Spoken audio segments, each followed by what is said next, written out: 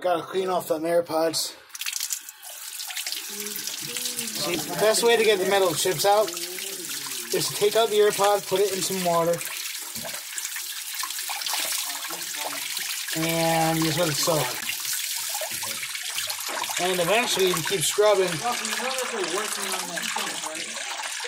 Well, if you keep scrubbing, then they get clean and back to new.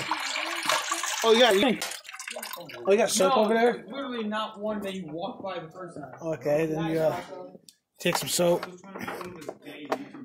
You are a gay YouTube video. You're back to doing YouTube. Well, he's broke, so I figured I'll do some cringy. So yeah, let's keep going. Make sure you get a ton of water into the USB.